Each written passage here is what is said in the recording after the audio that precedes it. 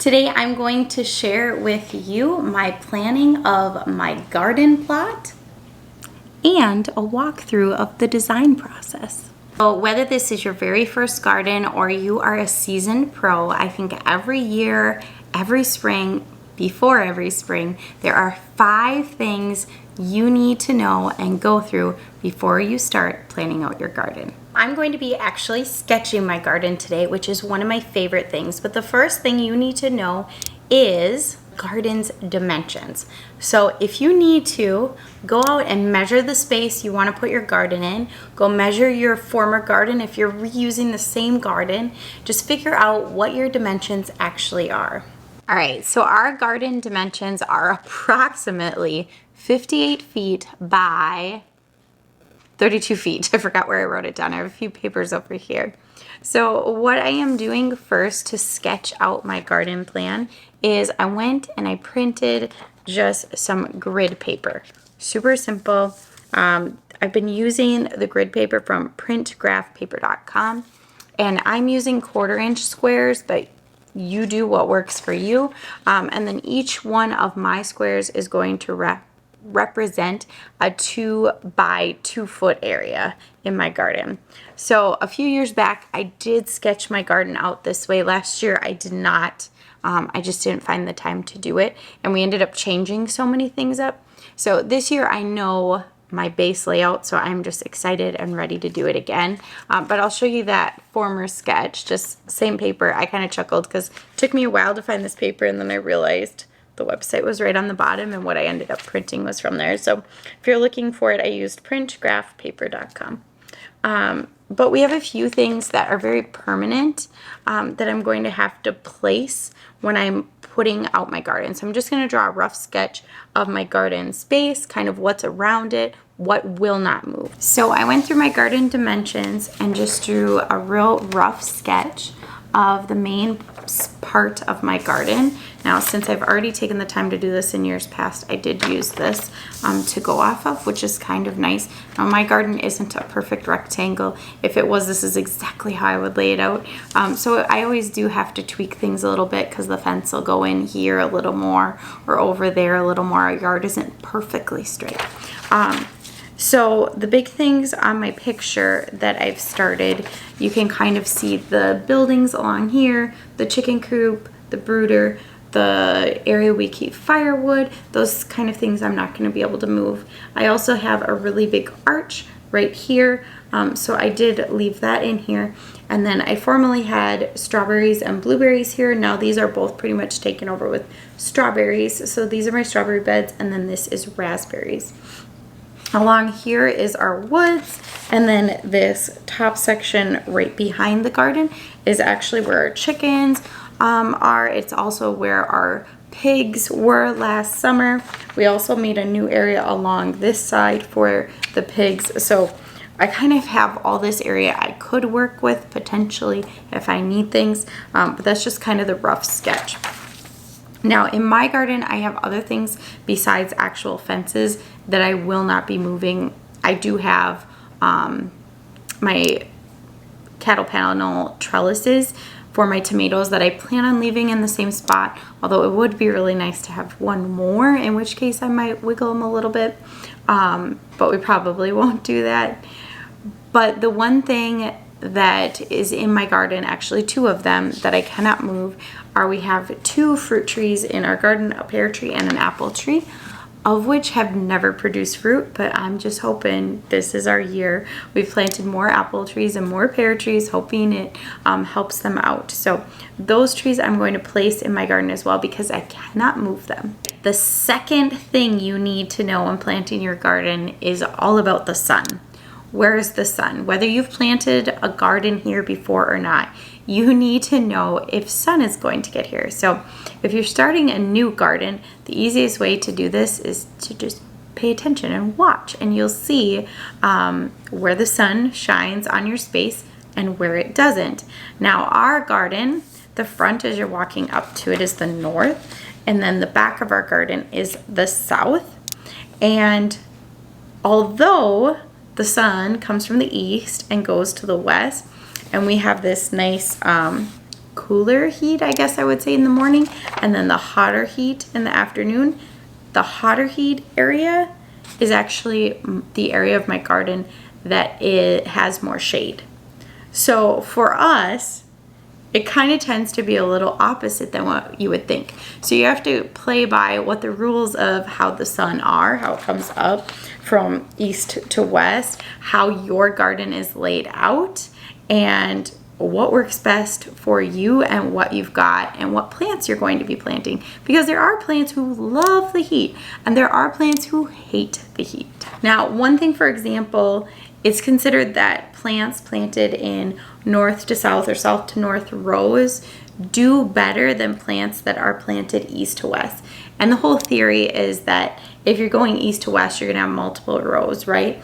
And the ones that are getting more sun might be shading the whole other rows.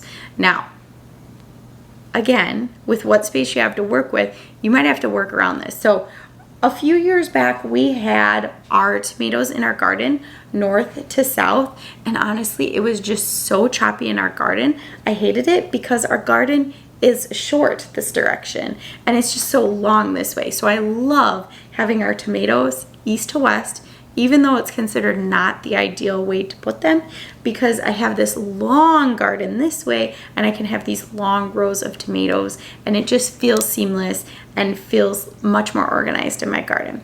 So again, take with what you know and what you try, and knowing just kind of that sun position in your own garden. All right, number 3 is what you will grow. So if this is your first garden, or if you're a seasoned gardener, we always want to add more and more things. And I try to stick to a rule for myself that I can't add more than a couple new items to my garden, because pretty soon you end up with so many plants and nowhere to put them, and a crowded garden just doesn't grow. My friend Kathy over at North Star Prep Stutter said it best. I heard her say this today, and let's see if I get it right. But she said, plant what you eat and eat what you plant. So the idea is to plant things you are actually going to eat. Just because something's pretty doesn't mean you are going to eat it as far as vegetable gardens go. And eat what you plant. So if you planted it, make use of it. So I think a big thing of this is going through, what do you eat? So if you're new to gardening, or if you want to add on to your garden, think about things you're already eating. There are so many plants that I simply don't grow because we don't eat them. There are other plants where I grow a ton of them because we just can never get enough. Now, if you're looking for some ideas kind of to get an idea of what we're going to be planting this year, I did do a video last week, and I will be sure to link it in the description, where I'm going through my seeds, seeing what I have already, and planning my garden plans a little bit based on the seeds I have. So I already know that in my head. I have these seeds, I've ordered these seeds, I want to do at least this much. A lot of that comes from experience of already doing it, knowing what I can fit, and sometimes knowing what I can get away with. So that's number 4, what you can reasonably grow in your garden. Do not pick 500 different types of veggies, because you're going to want to space things out so you can tell them apart, and you're going to want to be able to get between rows for picking and doing all those things. The more and more you put into your garden, the less and less you'll end up with. So plan it out, know how close you can plant things together. Generally, you can plant them closer than most things actually say, but that doesn't mean you can just plant a straight row of tomatoes. You're gonna have a complete mess. Nothing's gonna grow right. You're gonna have diseases and pests and all sorts of things like that. As far as, those diseases and pests, from year to year, things are going to change in your garden. So this year we're still kind of debating. I really want to plant cucumbers, but we've been having some issues with a pest in our garden, and we just can't seem to knock it. Now, ideally, what we would do is move our cucumbers, which is the issue, our cucumbers to a new place in our garden. So we're having a little bit of crop rotation, trying to get rid of those bugs, at least the instant start of them. And unfortunately, I really love having my hanging cucumbers, and that would mean moving all of my trellises, and it just doesn't make sense for me to put them somewhere else in my garden right now. They're as I walk in. It's the perfect place where I come in, you know, with wheelbarrows and hoses and things, and I already need that place to be basically empty. So I don't want to take away the one thing I can plant there. So the trellis will be there regardless. I'm not sure what will be planted on it, if we will do cucumbers or not, but I know we will plant something on it. Now, along with that comes, there's so many different varieties. I love my hanging cucumbers, but you could plant bush cucumbers that are going to take up more space on the ground. You can plant climbing beans, or you can plant bush variety of beans. There's just so many options what you can do. My fifth and final piece of advice for planning your garden and just the design process is that you need to plant something for joy. As much as we want to say we're only going to plant what we eat, you have to have joy. If you don't enjoy going out to your garden, if it is just stagnant rows of vegetable, next vegetable, next vegetable, and you don't want to be out there, you're going to find yourself, you know, not going out to weed and not going out to pick plants. It's not enjoyable anymore. So whatever it is that brings you joy in your garden, a few of the things we enjoy doing is I love planting sunflowers in the back of my garden. It's the worst place to plant them. It shades things and when I don't want to, and it's fine. I just love it. It brings me joy. So therefore I still do it. In the front of our garden, we started planting zinnias and marigolds and just flowers for the bees and the butterflies. And I just love that. As I'm walking up to my garden, it's just full of flowers in the front and these big sunflowers in the back. And for many years, I didn't plant any flowers. And I realized that just having that beauty aspect makes me want to go out there, makes me want to spend time in the garden. And I just enjoy being out there and picking all the vegetables and the things that we will eat. Well, I hope you enjoyed this video and me walking through with you my design process for my garden. I can't wait to get drawing because I'm going to take some of these color pencils from the kids and do some coloring with you.